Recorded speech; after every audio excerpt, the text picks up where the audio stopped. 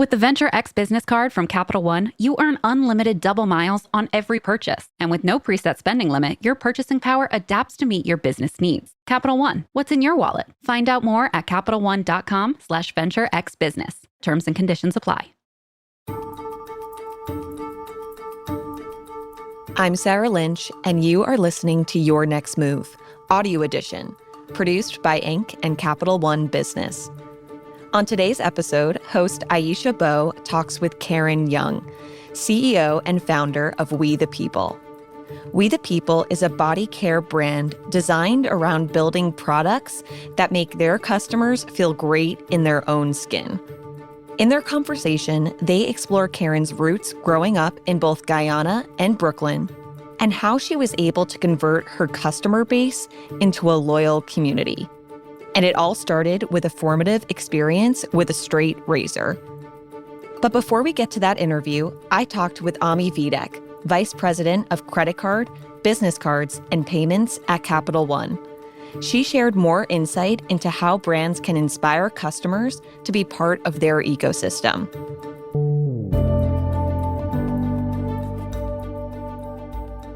Ami, thank you for joining us today. Thanks, Sarah. I'm so glad to be here today.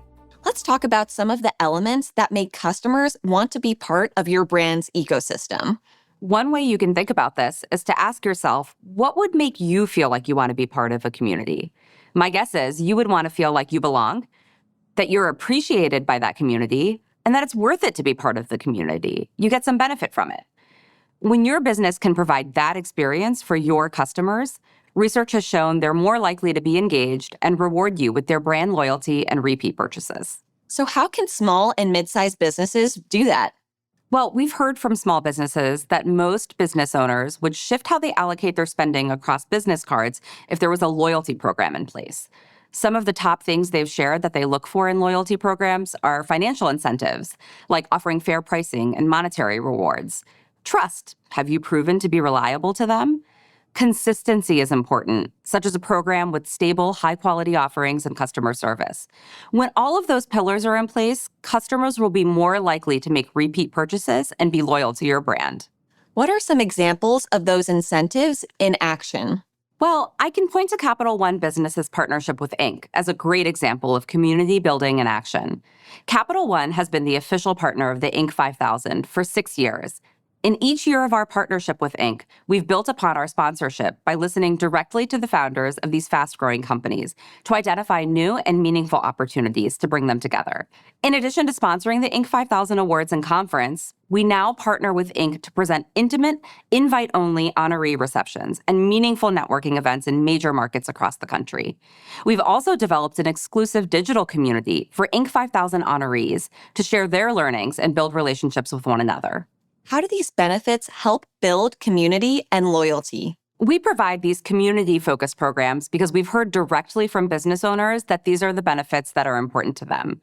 When you show your customers that you're in touch with what they need, they're more likely to be loyal to your brand. Thank you for these insights about how benefits and community programming can help build loyalty, Ami. Thanks so much for having me, Sarah. It was great to be here. And now, here is Aisha Bowe's conversation with Karen Young. Enjoy.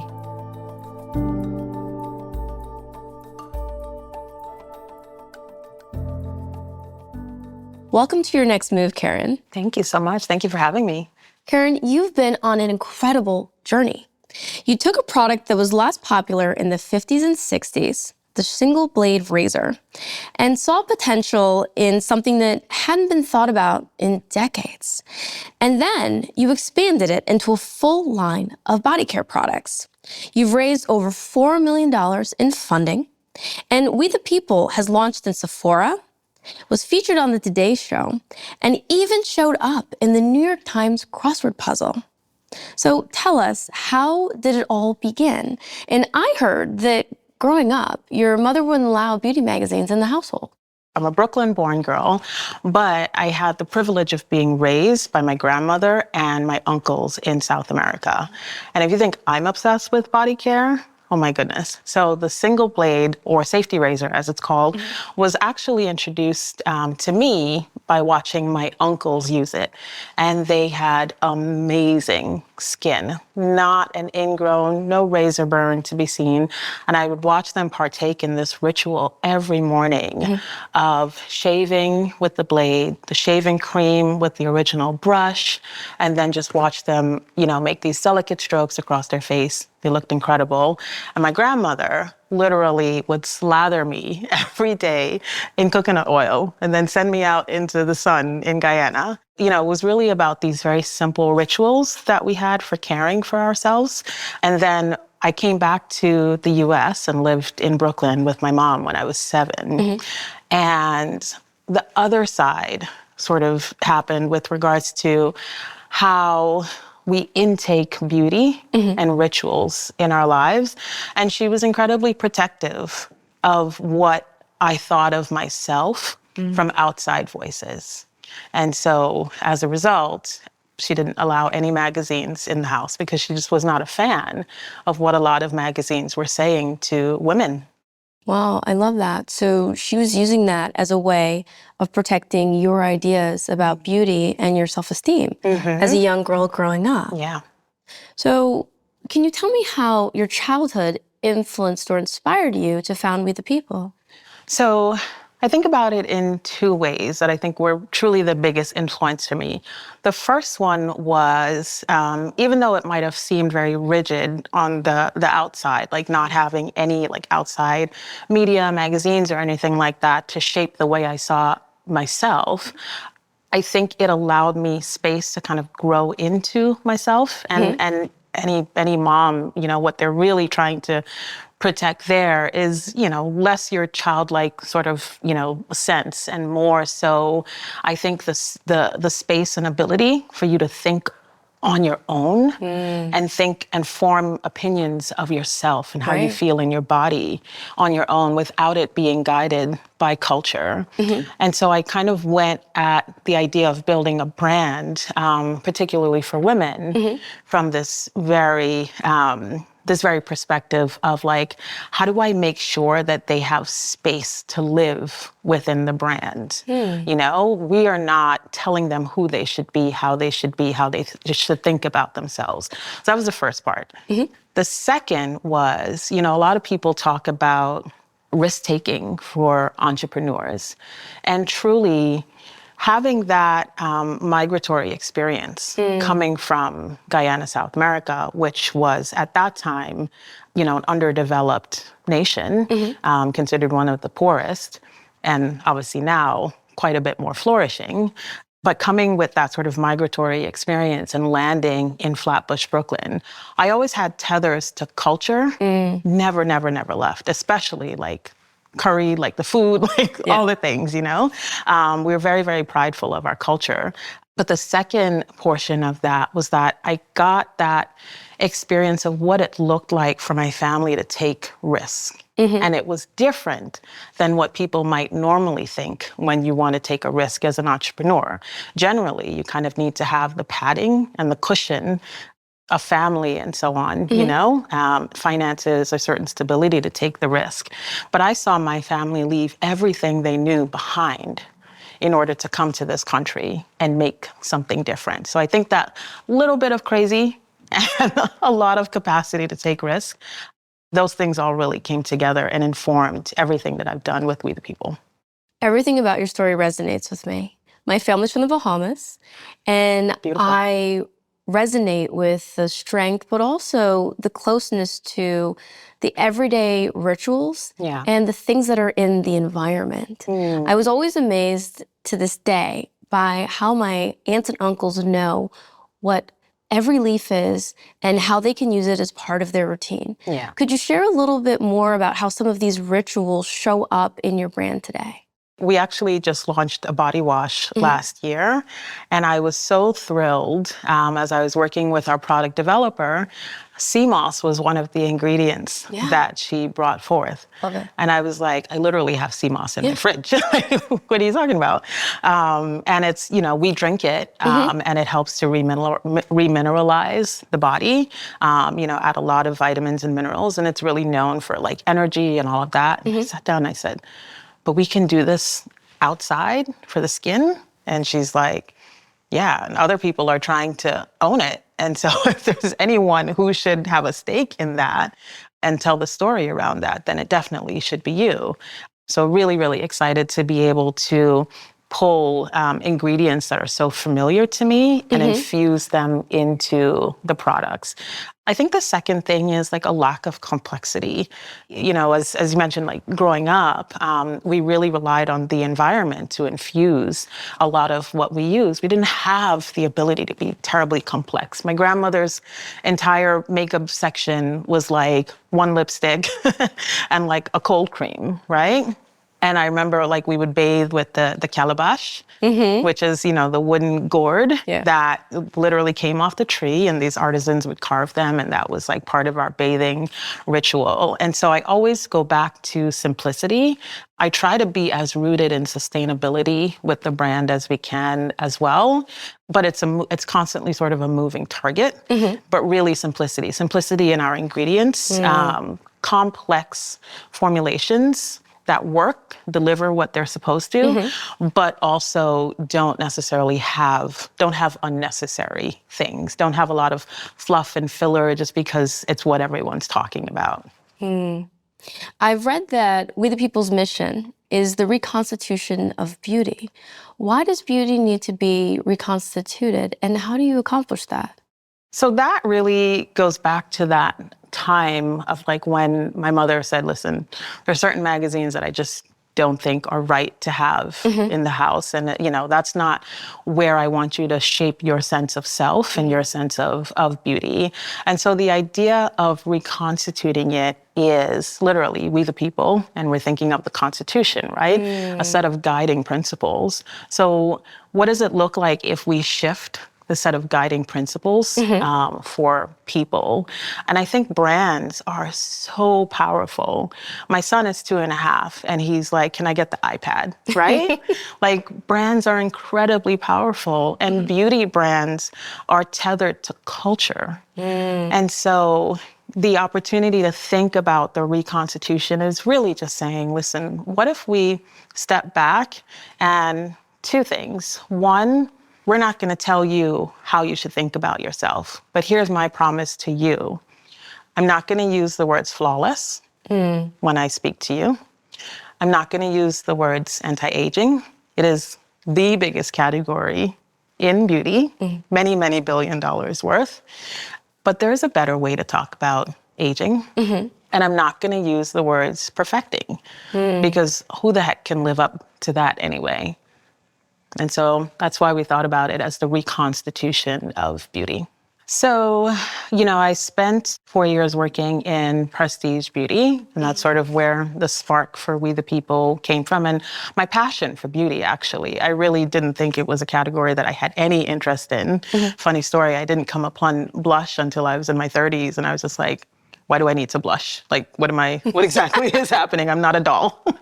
And then I tried it and I was like, oh, I see, enhancing. I remember literally being, working at this company, and it was a beautiful spring day. And I went to shave my legs and go meet my friends for brunch. And I shaved, got out, went, sat down. We actually had we met for pedicures before that.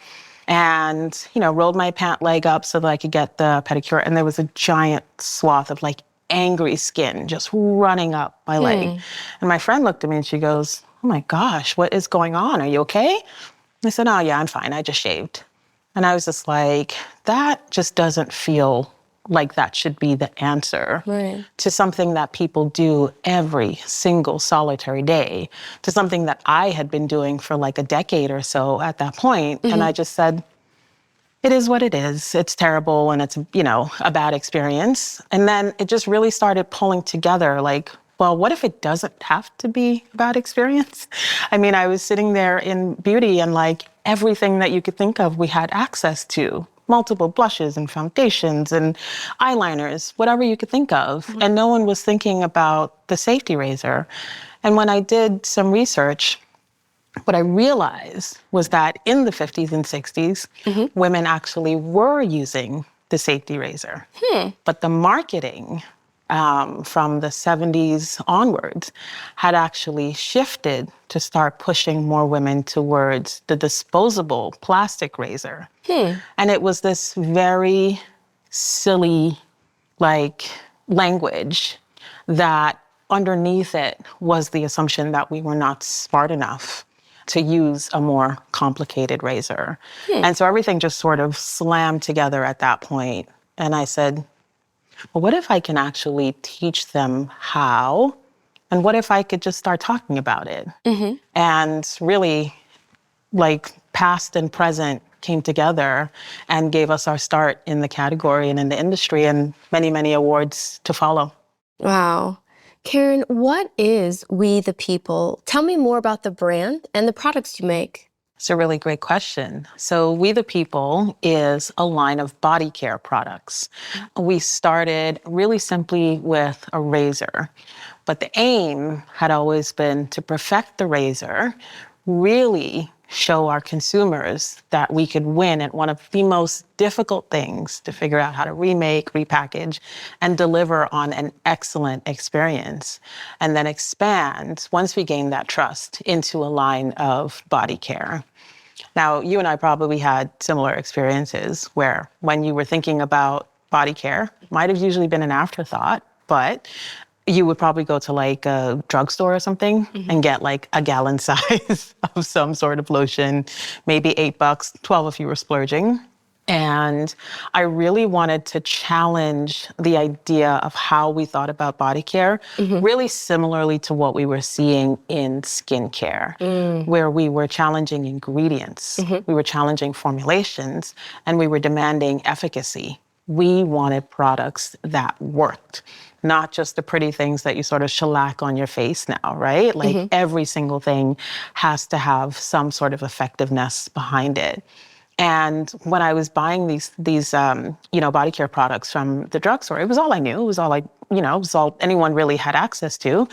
But you're really just putting things on top of your skin, right?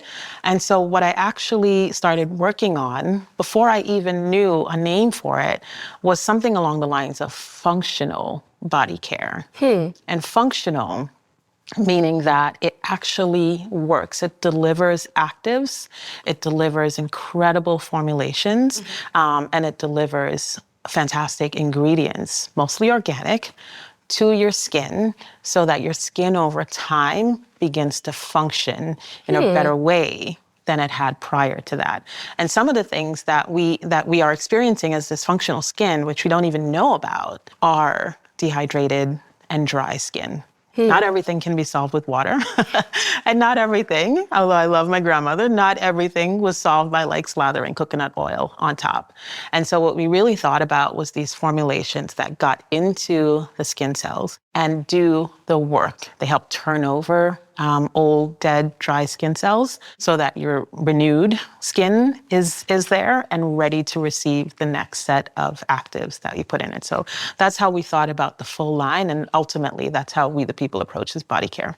Thank you for expanding the body care options. Thank you. For a long time there, I think in about high school, the skin regimens of the women that I knew were mostly Vaseline Yes. and water. Yeah. Can you tell me more about the name, We the People? Did you start with that name?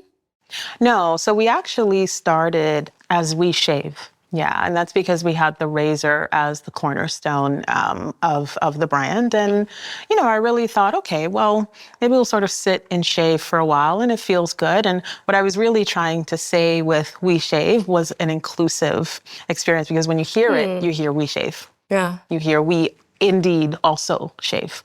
And so it was like a funny way to kind of build the brand and like have something resonate very quickly with people from an auditory perspective. And then what happened was I've always been very, very close to our community. And, in the early days, it was literally just me. I was, as the Jamaicans would say, head cook and bottle washer. I was answering every email, doing all of our PR, like doing all the things to get the brand off the ground. And one day someone came in our inbox and sent a really wonderful note and mentioned that they identify as non-binary and really appreciated the fact that the brand didn't sort of posit that you needed to be very feminine in order to use it. And I remember, seeing that she had written that it just made her feel welcoming. It was nice to have on her sink, and she just felt like it wasn't trying to tell her who she needed to be. And I said, all right, well, I got that right. So that felt really good. And then, I really sat down and I looked at some of our other messages, and there was another one from a longtime customer who said, I actually bought the product for a friend of mine who is transitioning. And so I was just like, kind of sat down and listened to that, did a little social listening as well. And I said, the world is really shifting. And because we all now own our mini platforms on social media, you're really starting to get a better sense of how people are naming themselves and creating space for themselves in the world. And so the idea for naming the brand We the People really came from that, as in there's now this opportunity for anyone to come and belong to the fabric of the brand. We don't tell them who they should be, how they should look, how they should feel, but they can come and belong to something. And I do think everybody wants to belong to something. That's really beautiful. Thank you. Can you tell me a little more about some of the lessons that you've learned from your community? Yeah. So, our community ultimately has guided a lot of the product development. And I've always believed that, even if you're starting small, it's okay. If you're actually going back to the people who you want to ultimately consume the product. And so we've always thought about folding them in along the way. There's a few ways that we do that. So initially, what we'll do is go out and do these intensive surveys with our consumer and get a sense of not just who they are from a demographic perspective. It's, always good to know where and why and how much you make and all of that. But who are you, from a psychographic perspective? What matters? Why do you put your dollars behind certain brands? What do you care about? What's your life like? Are you like me? You're getting up and you got to get a surly little 2.5-year-old out the door and then go be CEO of a company? Or, are you the rich auntie? And so we do these very personalized survey experiences with our customers. I also try to get in front of them one-on-one as often as we possibly can too. And we use that to inform not only how we talk to them, but we also use it to inform the products that we develop. And so I try to get really deep into the nuances of what they are solving for. Because you can either, as a brand, you can either make a pill or you can make a vitamin. You can make a painkiller or you can make a vitamin. And I've always wanted to make sure that we make a painkiller, which is not easy to do in beauty because the reality is most of us don't need half of the things. As you mentioned, Vaseline and water, they probably look amazing, right? I still need the Vaseline. Yeah, right? So yeah, in order to make painkillers, we had to really understand what is behind inflammatory issues that you're experiencing. Do you have eczema? Are you sensitive to scent? Do you have really dehydrated skin? What have you done that hasn't been working? So we get very detailed, and the first step is using that to inform the product roadmap. And then after that, we go back to that very community and they test the products and they give us their feedback. And then the final stage is when it's about to launch, we make sure that we just love on them, give them free product, get reviews. It has just been fantastic. It's really fascinating what happens. I mean, some of the before and after photos that show up in our inbox, I'm like, I would never do that. I can't believe that they did that. But it's just been a really fascinating journey to see what it's like to value community and get very close to the end consumer. They love it. They really love it. Can you tell me a story or something you've heard from a member of your community that's really stuck with you? Yeah. So one really, really compelling experience I had, another one that came through email, was a woman who had bought at the time, this was relatively early in our journey, she had bought the shave gel and razor. And she said, I actually have not shown my legs in 10 years, a whole decade, because I was so ashamed of the experience. I haven't gone to the beach, haven't done anything like that because I just didn't want my skin to be seen by the world. I was really shamed. I was really ashamed of how my skin looked. And I used the product and life-changing. And I just want to let you know that that's the experience that I had. And I really, really, really understood that. I really felt that because I spent many a very, very hot August in New York covered in jeans because I just didn't feel confident in my skin. And ultimately, that is what we deliver, right? It's really that confidence in your skin. And it really doesn't matter who you are at that point, which is why we have such a diverse consumer base. Everybody wants to feel good in their bodies. If you could distill We the People as a brand into a promise that you're making to a consumer, what would that promise be? Oh, that's amazing. That's a really, really great question. I think the most dear to me promise that I could make is that we are here to help you feel incredible in your own skin as you are. True essence of beauty. I love it. We're going to take a quick break and be back with more from Aisha and Karen.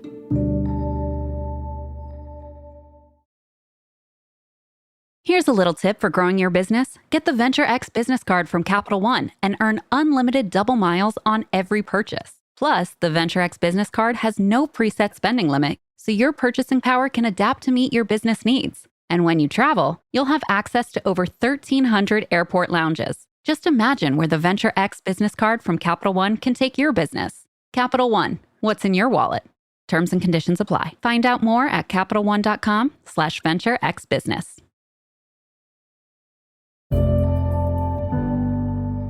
From the start of your business, engaging the community around you was so important. Why was this important to you? I think if you're building a modern brand and you're not engaging your community, what are you building truly, right? My experience in beauty, and much of it still is developed this way, it's done in silos. I saw beauty from formulation all the way to advertising and marketing done within these company silos and never actually brought the people in who purchased the products on the end.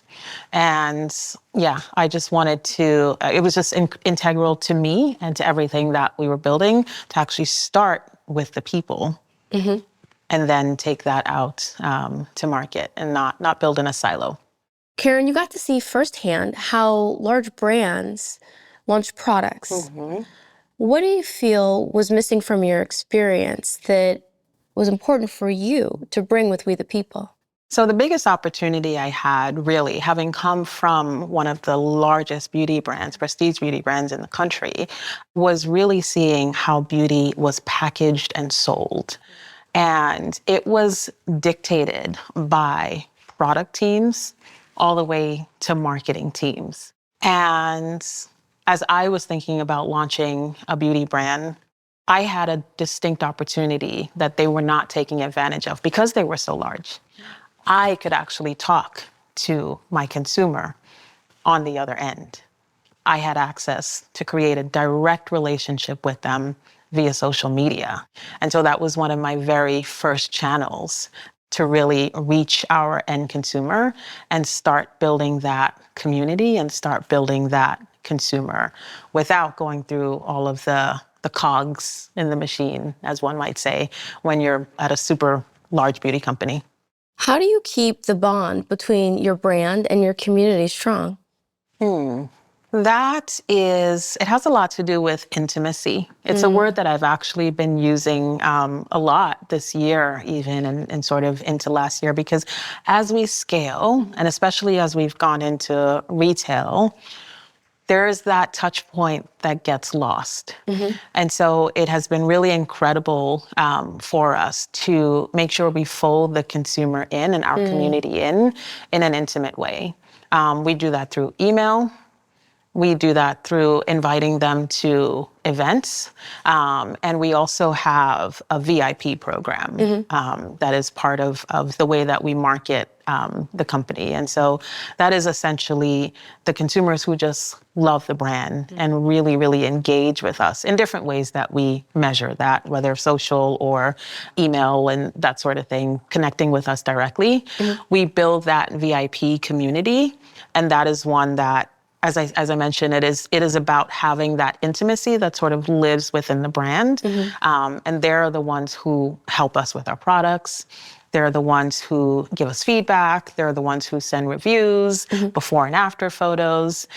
So yeah, it's been really integral to how we think about community. I'm wondering if you can share a specific time when the community contributed to decisions that you've made for your brand, your products, or maybe even shaped the goals that you have for the company? Probably the biggest contribution would have to be the name change, right? And so we had a name that described what we did prior to this. We had a name that described what we did. It was fine. It did the job, worked for SEO. But we didn't have a name that really reflected the values of the brands. And that was the people who are a direct part of everything that we do. So I would say the name change, which actually came about from learning that a number of our customers either identified as non-binary or were purchasing for people in their lives who were transitioning.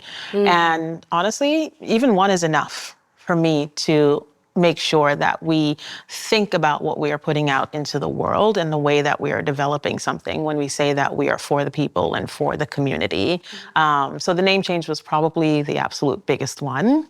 And then from there, truly actually getting to know the consumer down to their needs. Truly, what are you looking to solve? What makes you feel less than great in your skin? What have you never found that you wish someone would make? And we took all of that back and dissected it into products that are truly innovative in the market. And the reason they can be innovative is because we were not just turning the dial on something that was already out there. We were shifting the way people thought about products for the body. And that is a direct result of engaging very deeply with our consumers and our community. I love We Shave to We the People. Yes. It's brilliant. Thank you. What are some of the biggest lessons that you've learned from leaning on your community? There is no way, not just our brand, I just really don't think there's any way to build a modern brand without community. I think a lot of people, when they think about brand building, and I would say this is, if someone asked me this, I would say this is one of my greatest lessons in general, right? I think a lot of people, when they think about brand building, they think about a product. And then they're like, okay, so I'm going to build a product and I'm going to build the brand around the product, or they think about the brand and then I'm going to fold the product into it and then I'm going to take that out into the world. But to this day, one of the largest drivers to our website for, sales revenue is actually organic and direct. And that means that we have built something that people are looking for, either by name or by product. And I think the only way you can do that is by serving the people first and foremost, because it is a direct reflection of a magnitude of people looking for solutions. And that's truly the only way we exist. Again, painkillers, not vitamins.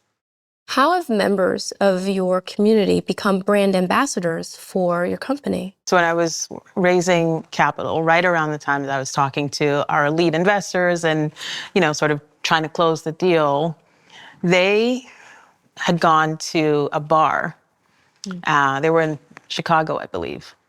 They came back, continuing conversation, and they said, someone came up to us, a woman came up to us, we were chatting. She asked what we did. We're investors. One of the brands we're looking to invest in is Oui the People. And she says, I know that brand. I love that brand. That is literally, you cannot pay for that, On the marketing side, we call it referrals.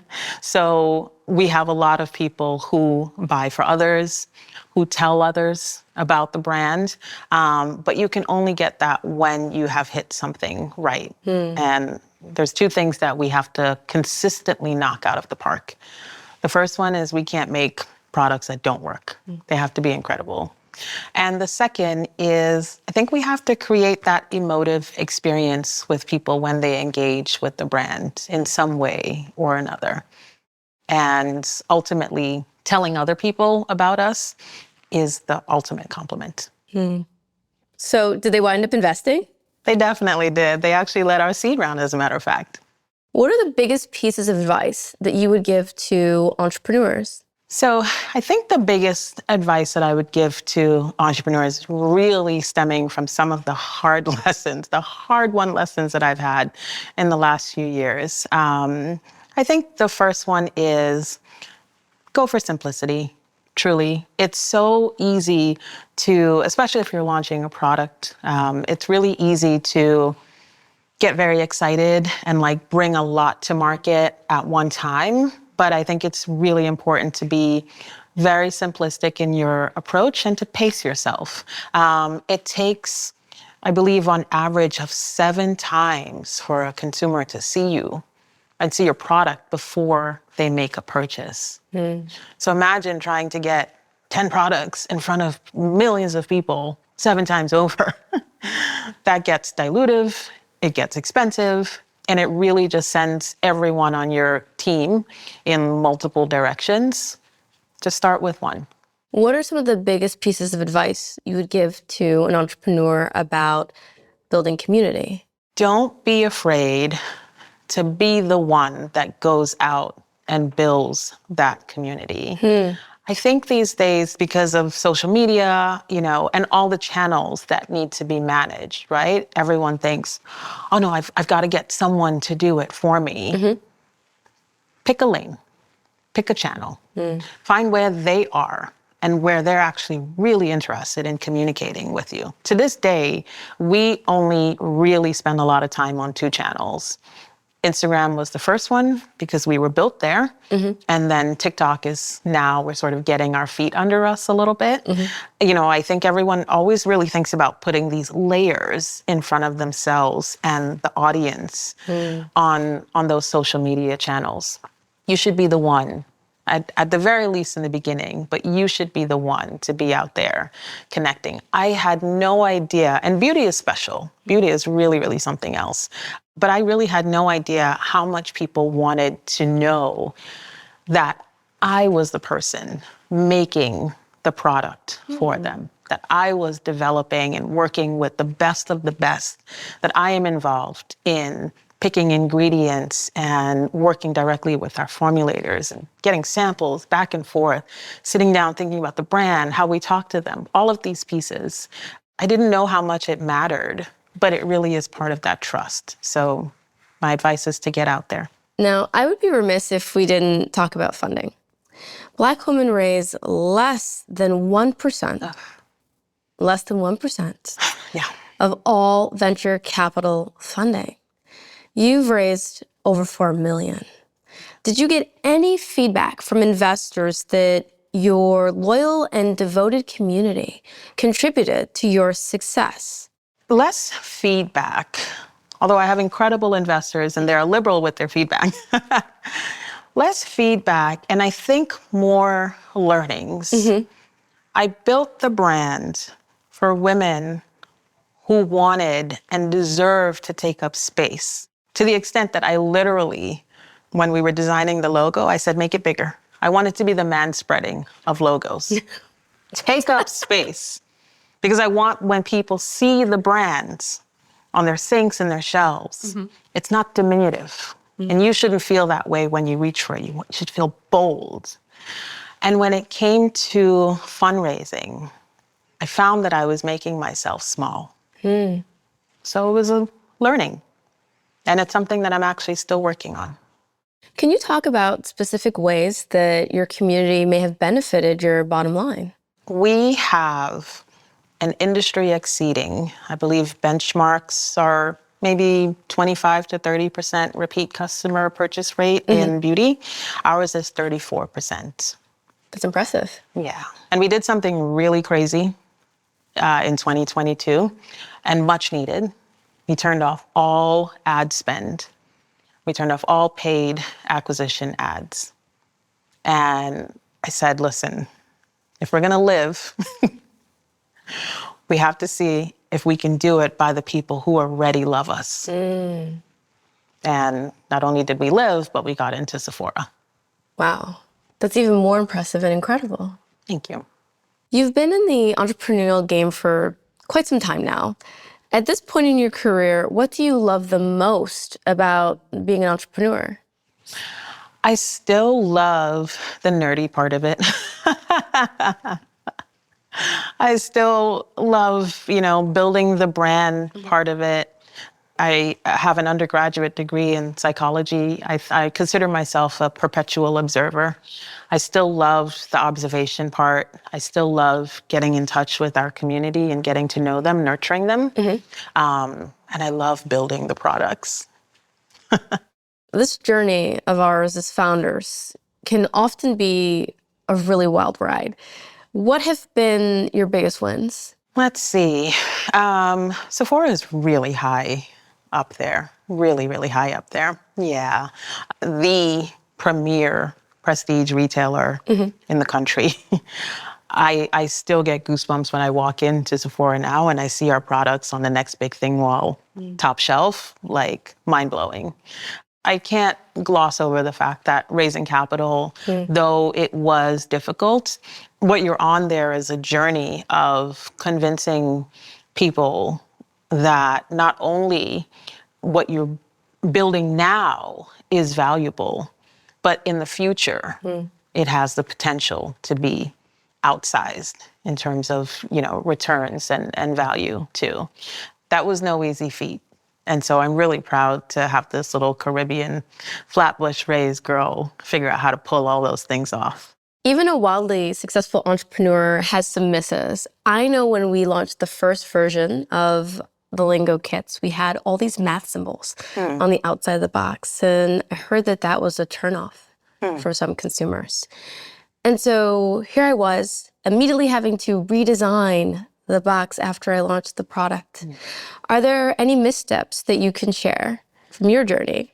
Yeah, I wouldn't even know where to stop. I mean, it's like one misstep after another. But yeah, let's see. We made a product at one point, since we're speaking on the product level, we made a product at one point that was a sheet mask for the bikini area. And on the outside, it could have looked genius, and it got a lot of coverage, and it was really, but it missed an integral part for me, and I knew it when we were doing it, but sheet masks were like really hot at the time, and I thought, this might be kind of fun and different, but it missed an integral part of how I think about our journey of a product from concept to shelves and homes.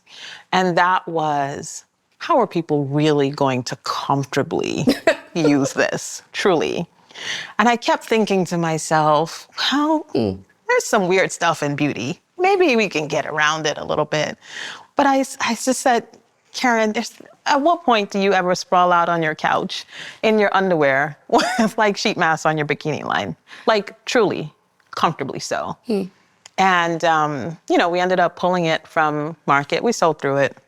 Some people loved it, but I just really think I didn't put it through the ringer as I do everything else. So that was one small miss amongst many. And what about your greatest challenges? What are ways that you may overcome them? I really do. This was something, my grandmother taught me. I really do try to think about every challenge as an opportunity to persevere and overcome. As you know, some of the biggest challenges that we face as founders are down years. Things that don't necessarily go the way you think they would,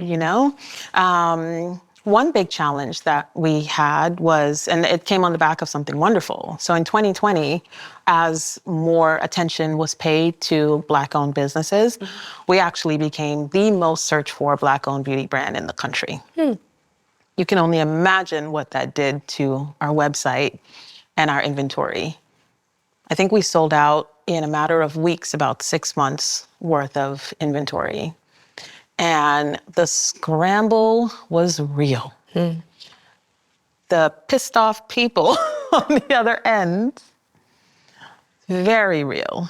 And I had to come down from the sort of mental and emotional high of blowing through our numbers and remind ourselves to come back down to this space where we had to get really, really honest. And I did things like literally share with them our inventory numbers, how long things were going to take, what was going on, why it was happening. And not everyone stuck with us. Right. So that's always hard. But I kind of had to remember our foundation. We might love it, but being a founder is hard. Often the days are long and there's very little, if any, separation between your personal life and your work life. On top of all of this, you managed to become a mother shortly after founding your company. How did you handle all of it? Well, I think the first thing we should say is that choosing to be a founder is crazy. That it is. We're a little off kilter, perhaps.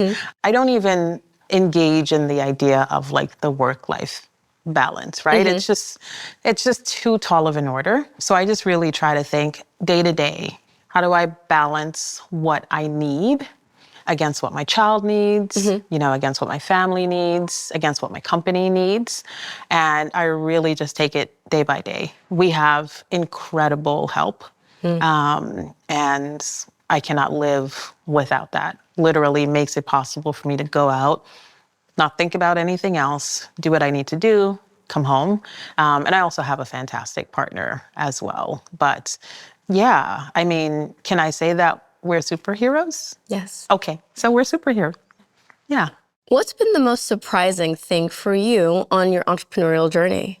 I have a grit that I always knew I had, but it shows up in a different way as an entrepreneur because you have to manage to think high level and low level at the same time, right? You have to think 10,000 feet and 500 feet all at the same time, sometimes 2 feet. And I think finding that malleability within my own personality has been really surprising and welcomed. Honestly, it gets me through the day to day. What is your next move when it comes to building your community? So our next move is really understanding more of the community that we have built and understanding the ways that they want to be engaged with as a brand. When you think about the brand, you're literally coming to our house, right? Now, do you want to just hang out at the front door or do you want to come in? Do you want to sit on the couch? Do you want to watch Netflix with us? How are we really thinking about engaging with our community and sort of discerning how far and how deep people want to be into the community of the brand, how much they care. And so we are just really dissecting our consumers as they are approaching us, especially now that we've scaled into Sephora, as they're approaching us from these different angles and sort of becoming aware of the brand from the different angles and finding out how deeply they want to be a part of the community. And when we learn that they do want to be an integral part of the community and really help shape what's next for the brand, we bring them into that coveted VIP program. And from there, just really get to know something and get to know us and build something really generous and thoughtful and intimate alongside them. Karen, this has been such a great conversation. There's nothing in the world like dishing with a fellow founder, so I appreciate it. I've loved learning about you and We the People, your plans for growth and scale, and I can't wait for your next move. That's all for this episode of Your Next Move. Our producer is Matt Toder. Editing and sound design by Nick Torres. Executive producer is Josh Christensen. If you haven't already, subscribe to Your Next Move on Apple Podcasts, Spotify, or wherever you listen. Your Next Move is a production of Inc. and Capital One Business.